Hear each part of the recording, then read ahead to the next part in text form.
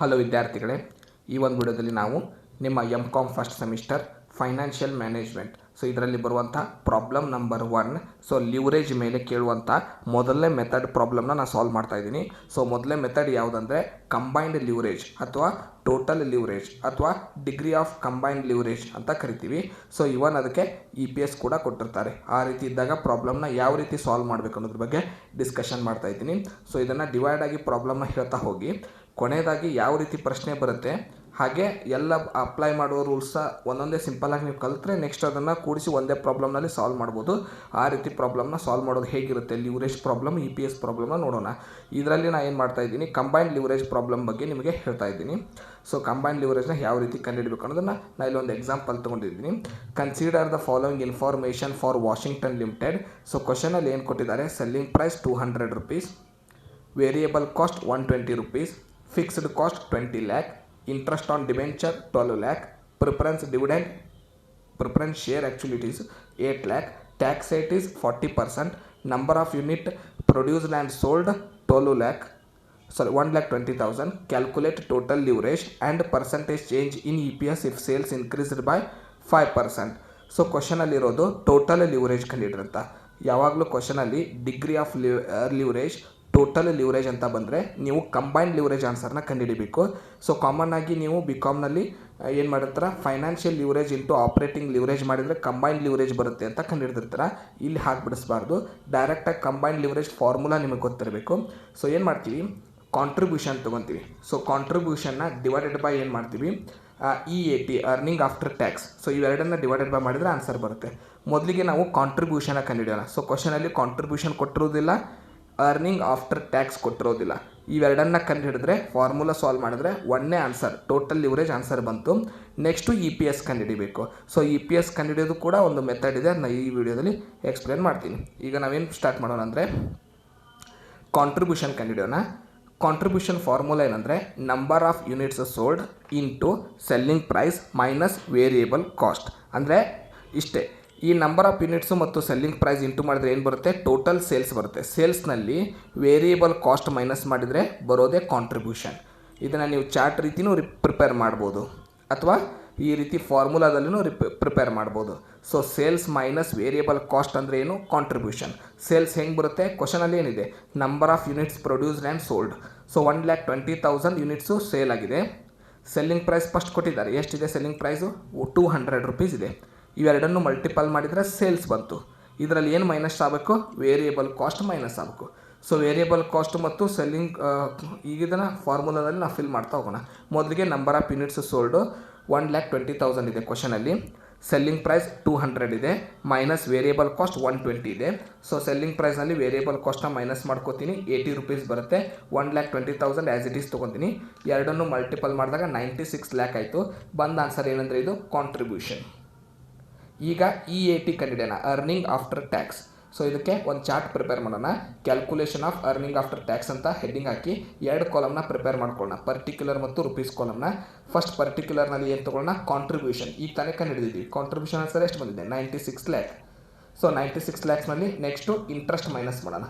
ಕ್ವಶನಲ್ಲಿ interest ಎಷ್ಟಿದೆ, 12 lakh rupees ಇದೆ. Interest on debenture, interest on loan. ಯಾವುದು ಇಂಟ್ರೆಸ್ಟ್ ತೊಗೋಬೇಕು, ಡಿಬೆಂಚರ್ ಮೇಲೆ, ಲೋನ್ ಮೇಲೆ ಇದ್ದರೆ ಮಾತ್ರ ಅದು ಇಂಟ್ರೆಸ್ಟ್.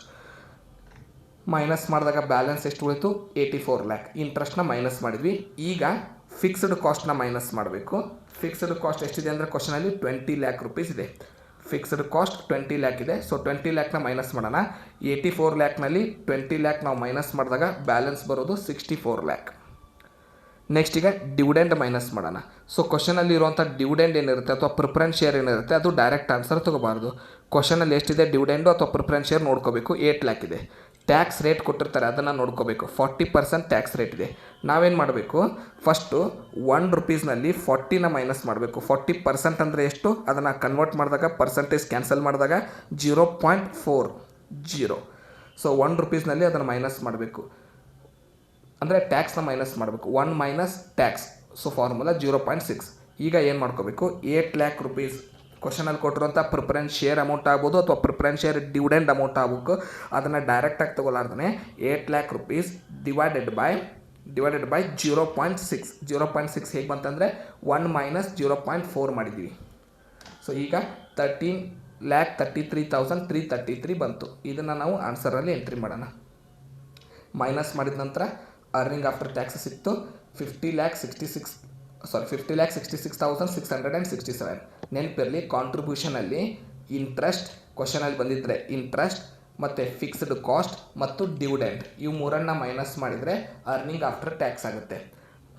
ಈಗ ಫಾರ್ಮುಲಾ ಅಪ್ಲೈ ಮಾಡೋಣ. ನಮ್ಮ ಕಂಡುಹಿಡಿಯಂದಿದ್ದು ಟೋಟಲ್ ಲಿವರೇಜ್ ಅಂದರೂ ಒಂದೇ, ಡಿಗ್ರಿ ಆಫ್ ಲಿವರೇಜ್ ಅಂದರೂ ಒಂದೇ, ಕಂಬೈನ್ಡ್ ಲಿವರೇಜ್ ಅಂದರೂ ಒಂದೇ. So combined leverage is equal to 96 lakh. Contribution amount ತೊಗೋಬೇಕು. ಸೊ ಫಾರ್ಮುಲಾ ಏನಂದರೆ contribution divided by EAT. So EATನೂ ಕಂಡುಹಿಡಿದ್ವಿ, ಕಾಂಟ್ರಿಬ್ಯೂಷನ್ ಕಂಡುಹಿಡಿದ್ವಿ, ಎರಡನ್ನೂ ಡಿವೈಡೆಡ್ ಬೈ ಮಾಡೋಣ. ಸೊ ಬಂದ ಆನ್ಸರ್ 1.89. ಅವ್ರು ಕೇಳಿರುವಂಥ ಮೊದಲೇದ್ದು ಕ್ಯಾಲ್ಕುಲೇಟ್ ಟೋಟಲ್ ಲಿವರೇಜ್ ಆನ್ಸರ್ ಆಯಿತು. ಈಗ ಪರ್ಸಂಟೇಜ್ ಚೇಂಜ್ ಇನ್ EPS ಕಂಡುಹಿಡಿಬೇಕು. ಎಷ್ಟು ಇನ್ಕ್ರೀಸ್ ಅಂತ ಹೇಳಿದ್ದಾರೆ? 5%. ಸೊ ಎಷ್ಟು ಪರ್ಸಂಟೇಜ್ ಕೊಟ್ಟರು ಕೂಡ ಅದನ್ನು ನಾವು ನಂಬರಾಗಿ ಕನ್ಸಿಡರ್ ಮಾಡ್ತೀವಿ. ಸೊ ಫಾರ್ಮುಲಾ ಏನಂದರೆ percentage change in EPS if sales increased by 5%, change in EPS is equal to degree of combined leverage into 5. ಅಂದರೆ 5% ಕೊಟ್ಟಿರೋದಕ್ಕೆ 5, 10% ಕೊಟ್ಟಿದ್ರೆ 10, 8% ಕೊಟ್ಟಿದ್ರೆ 8. ಕಂಬೈನ್ಡ್ ಲಿವರೇಜಿಗೆ ಎಷ್ಟು ಪರ್ಸೆಂಟೇಜ್ ಸೇಲ್ಸ್ ಚೇಂಜ್ ಕೊಟ್ಟಿರ್ತಾರೆ ಅದನ್ನು ಮಲ್ಟಿಪಲ್ ಮಾಡಿಬಿಟ್ರೆ EPS ಕೂಡ ಚೇಂಜ್ ಆಗುತ್ತೆ. ನಮ್ಮದು ಕಂಬೈನ್ಡ್ ಲಿವರೇಜ್ ಆನ್ಸರ್ 1.89 ಬಂದಿದೆ. ಕ್ವಶನಲ್ಲಿ 5% ಕೊಟ್ಟಿದ್ದಾರೆ, ಅದನ್ನು 5 ಅಂತ ತೊಗೊತೀವಿ, ಅದನ್ನು 1.89 ಅಂತ ತೊಗೊತೀವಿ. ಎರಡನ್ನು ಮಲ್ಟಿಪಲ್ ಮಾಡಿದಾಗ 9.45. ಇದನ್ನು ಪರ್ಸಂಟೇಜ್ನಲ್ಲಿ ಆನ್ಸರ್ ಬರೆದಿಟ್ಟರೆ ಮುಗೀತು. ಸೊ ಇಷ್ಟೇ ಇರುತ್ತೆ ಲಿವರೇಜ್ನಲ್ಲಿ. ಇದು ಯಾವುದಂದರೆ ನೆನ್ಪಿಟ್ಕೊಳ್ಳಿ, ಕ್ವಶನಲ್ಲಿ ಟೋಟಲ್ ಲಿವರೇಜ್ ಅಂತ ಬಂದರೆ ಮೊದಲು ಕಾಂಟ್ರಿಬ್ಯೂಷನ್ ಕಂಡುಹಿಡಿಯಬೇಕು, ಅದರ ಫಾರ್ಮುಲಾ ನೆನ್ಪಿಟ್ಕೊಳ್ಳಿ. ನೆಕ್ಸ್ಟು ಅರ್ನಿಂಗ್ ಆಫ್ಟರ್ ಟ್ಯಾಕ್ಸ್ ಕಂಡುಹಿಡಿಯಬೇಕು, ಈ ಚಾರ್ಟ್ನ ನೆನ್ಪಿಟ್ಕೊಳ್ಳಿ. ಡಿವಿಡೆಂಡ್ ಹೇಗೆ ತೊಗೊತೀವಿ ಆ ಕ್ಯಾಲ್ಕುಲೇಷನ್ ಗೊತ್ತಿರಬೇಕು. ನಂತರದಲ್ಲಿ ನೀವು ಲಿವರೇಜ್ ಆನ್ಸರ್ನ ಕಂಡುಹಿಡಿದು ಅದಕ್ಕೆ ಅವ್ರು ಹೇಳಿದಂಥ ಚೇಂಜಸ್, ಇನ್ಕ್ರೀಸ್ ಅಂದಿದ್ದರೆ ನಾವೇನು ಮಾಡ್ತೀವಿ? ಇಂಟು ಮಾಡ್ತೀವಿ. ಡಿಕ್ರೀಸ್ ಅಂದಿದ್ದರೆ ಇದಕ್ಕೆ ಏನು ಮಾಡ್ತೀವಿ ಅಂದರೆ ಡಿವೈಡೆಡ್ ಬೈ ಮಾಡ್ತೀವಿ. ಡಿಕ್ರೀಸ್ ಅಂದಿದ್ರೆ ಡಿವೈಡೆಡ್ ಬೈ, ಇನ್ಕ್ರೀಸ್ ಅಂದಿದ್ರೆ ಇಂಟು. ಸೊ ಈ ರೀತಿ ಮಾಡಿದಾಗ ಆನ್ಸರ್ EPS ಚೇಂಜ್ ಎಷ್ಟು ಅನ್ನೋದು ಬರುತ್ತೆ. ಇದು ಫಸ್ಟ್ ಮೆಥಡ್. ಸೊ ಇದರಲ್ಲಿ ಲಿವರೇಜ್ನಲ್ಲಿ 5 ರೀತಿ ಪ್ರಾಬ್ಲಮ್ ಇದೆ ನಿಮಗೆ. ಇದು ಮೊದಲೇದ್ದು 5 ಪ್ರಾಬ್ಲಮ್ನ ಸಾಲ್ವ್ ಮಾಡ್ತೀನಿ. 5ರಲ್ಲಿ ಒಂದು ಫಿಕ್ಸ್ ಕ್ವಶನ್, ನಿಮ್ಗೆ ಒಂದು ರೀತಿ ಪ್ರಶ್ನೆ ಕ್ವಶನ್ ಪೇಪರ್ನಲ್ಲಿ ಬರುತ್ತೆ. ಧನ್ಯವಾದಗಳು. ಡಿಸ್ಕ್ರಿಪ್ಷನಲ್ಲೂ ನಮ್ಮ ಆ್ಯಪ್ ಲಿಂಕ್ನ ಡೌನ್ಲೋಡ್ ಮಾಡ್ಕೊಳ್ಳಿ. ಸೊ ಆ್ಯಪ್ನಲ್ಲಿ ನಾವು ಕಂಪ್ಲೀಟಾಗಿ ನೋಟ್ಸ್ನ ಅಪ್ಲೋಡ್ ಮಾಡ್ತೀವಿ, ಯಾವ ರೀತಿ ಪ್ರಾಬ್ಲಮ್ನ ಸಾಲ್ವ್ ಮಾಡೋಕ್ಕೋದು ಅಪ್ಲೋಡ್ ಮಾಡ್ತೀವಿ, ಇಂಪಾರ್ಟೆಂಟ್ ಕ್ವಶನ್ ಏನನ್ನೋದು ಅಪ್ಲೋಡ್ ಮಾಡ್ತೀವಿ. ಮುಂದಿನ ವೀಡಿಯೋದಲ್ಲಿ ಸಿಗೋಣ. ಧನ್ಯವಾದಗಳು.